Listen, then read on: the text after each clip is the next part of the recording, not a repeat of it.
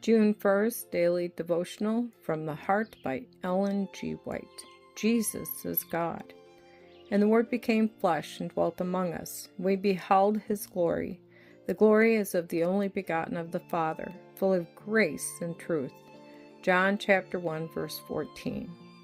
Christ came to the world to reveal the character of the Father and to redeem the fallen race. The world's Redeemer was equal with God. His authority was as the authority of God. He declared that he had no existence separate from the Father. The authority by which he spoke and wrought miracles was expressly his own, yet he assures us that he and his Father are one. As legislator, Jesus exercised the authority of God. His commands and decisions were supported by the sovereignty of the eternal throne. The glory of the Father was revealed in the Son. Christ made manifest the character of the Father. He was so perfectly connected with God that he who had seen the Son had seen the Father. His voice was as the voice of God. Christ was misjudged by the Jews because he did not dwell constantly on the law as written in the tables of stone.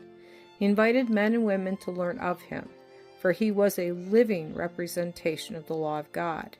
He knew that no one could point out any defect in his character or conduct. What power his spotless purity gave to his instructions, what force to his reproofs, and what authority to his commands. Truth never languished on his lips, never lost any of its sacredness, because it was illustrated in the divine character of its advocate. When Jesus spoke, it was not with hesitating uncertainty, with repetition of words and familiar figures. The truth came from his lips, clothed in new and interesting representations that gave it the freshness of a new revelation.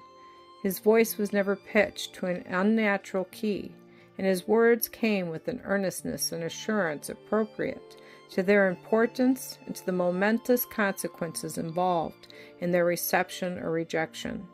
When his doctrines were opposed, he defended them with so great zeal and certainty as to impress his hearers that he would die, if need be, to sustain the authority of his teachings. Jesus was the light of the world. He came forth from God with a message of hope and salvation to the fallen descendants of Adam. If men and women would but receive him as their personal Savior, he promised to restore to them the image of God and to redeem all that had been lost through sin. He presented to them the truth without one thread of interwoven error.